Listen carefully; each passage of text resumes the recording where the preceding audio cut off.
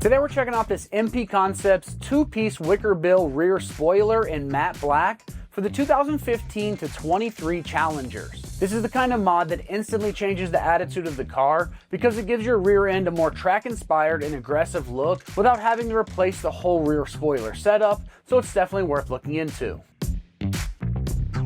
The main feature here is going to be this 2-piece Wicker Bill design because it stacks onto your factory spoiler and gives you that taller and sharper rear profile that looks way more performance focused. This is also designed to retain your reverse camera, and that's huge because the last thing you want is a cool spoiler upgrade that messes with a feature that you use every day to drive the car. And beyond looks, the whole point of a Wicker Bill style piece like this is those improved aerodynamics. So you're adding more downforce and stability, especially at those higher speeds, which is exactly the vibe that most Challenger owners are going for. Plus, this matte black finish is a super easy way to match other accents, and it looks right whether your build is subtle and clean or more aggressive with other aero pieces on the car. When it comes to the construction on this, you are getting a combo of ABS plastic for the main body and a smoked polycarbonate piece for the accent, all finished off in this nice durable matte black and the smoked polycarbonate for a nice clean touch. ABS is tough, lightweight, and impact resistant, so it holds up well on a daily driven car, and the polycarbonate piece gives it that layered look while still staying strong and weather resistant. Overall, it's a solid setup that looks good and is built for real world use. As far as the pricing goes on this, it's coming in right in that low $200 price range. For a multi-piece, vehicle-specific Wicker Bill setup that's made to attach to your factory spoiler and keep that reverse camera working, this is a pretty reasonable price in my opinion. When it comes to the install on this one, it's going to get rated an easy 1 out of 3 wrenches on the difficulty meter, and you can get this job done in just 1 hour of your time. Now let's see exactly how this install process works with a video from one of our American Muscle customers. So the tools that I used for this project, I used some degreaser, a microfiber towel, a level that I used in the center right above the camera to make sure that it's as level as I needed for this. A paint pen or a Sharpie would work just to mark holes. A large tip Phillips head screwdriver, a drill driver with assorted bits based on the person's selection, some mild light tape for the end, some adhesive remover for the badges, a tape measure to measure height and distance, make sure it's centered, some painter's tape to mark the holes for drilling, and a heat gun to remove the adhesive for the badges. I start off by cleaning this area. I already debadged it. I removed the adhesive as much as I can with the adhesive remover, and then I used masking tape to guide my initial holes for the spoiler. I was debating whether I was going to use masking tape for all the holes, but ultimately I just used it for the first 2. I put some rolls of tape on the back of the spoiler just to hold it on a little bit better before I start making marks and drilling holes. There are those little round adhesive discs. I don't want to put them on yet. I want to just save them.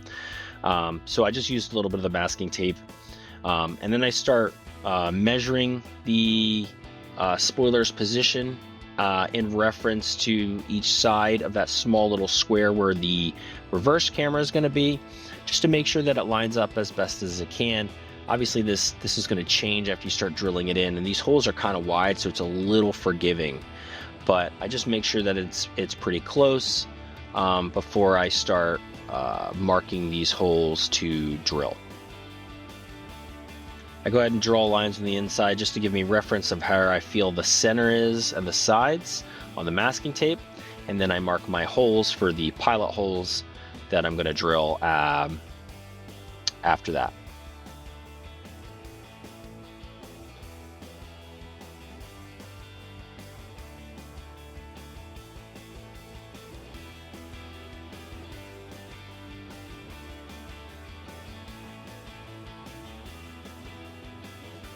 After I drill my pilot holes, I start assembling the spoiler to put onto the car.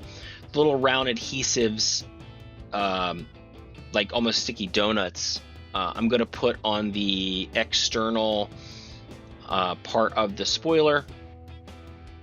That way that the recessed areas can be where the screw goes that attach the larger spoiler to the old spoiler. So these little areas that are sticking up, I put the little sticky donuts on now.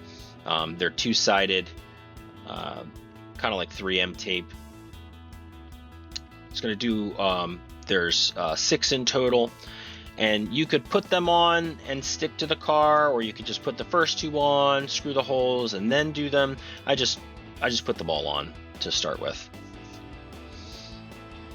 If you look at the secondary spoiler, you can see little eyelets on the slots that allow the slot to lock in when you put the silver screws on. That actually makes it easier when putting that secondary spoiler on. Here I'm just using the black screws to start in the holes to attach the Wicker Bill spoiler to the old spoiler, and I just start each side to make sure that they're going to screw in well. These screws aren't by any means fragile, but I don't want to aggressively over tighten them or strip them out and then have to come up with replacements. And I feel like if I were to do that, I'd either have to step up the pilot hole a little larger, which I did do that once or twice, but ultimately was able to get the screws in without stripping them. This is me just making the pilot holes just a hair bigger, one size up.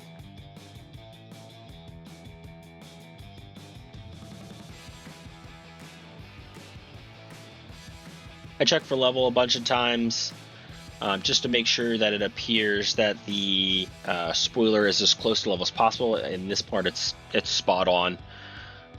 I back this screw out so I can drill the pilot hole just a little bit bigger again, because I want to make sure that I'm not having to really force the screw in there and potentially strip the head to tighten it on. You can just hear that I back screws out and put them back in a few times just so I can get the lineup where I want it to be. I'll check level, readjust. The holes are kind of forgiving. They give you a little wiggle room, so if you're just like 1/8 of an inch off or a little less, you can adjust the rear spoiler where you want it to be. And I'm going to do that a few times just to get it where I'm happy with it before I really start to snug it in.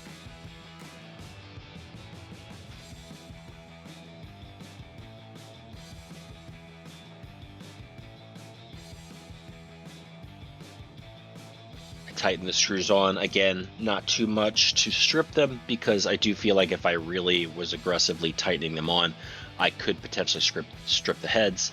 I align the sides just to see where it's going to be, just to make sure it's going to be where I want it to. I use the bottom connecting to the old spoiler to line me up before ultimately starting to drill these other holes out. Now you could mark these holes ahead of time and drill them all in. I just elected to hold it in place and drill them with the spoiler already on the car.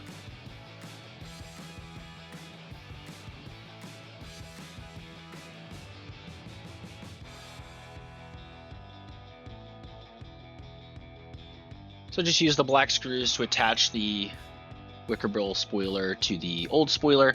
Just being careful to tighten them on without over tighten them, because I do fear that if I was too aggressive in tightening them, they would probably strip. The secondary spoiler is actually pretty easy to go on. As I said earlier, these little round areas in the slot allow you to put the washer on, and I'm just going to put some medium grade Loctite on them just to hold them in. So I don't have to over tighten them. I start off just by lining them up with the outside screws first, and then I start Loctiting the middle ones, and then bring the outside screws back off, Loctiting them and putting them back in. There is an allotment for adjustment on this, so you just can loosen them and then slide the spoiler up in the position that you want.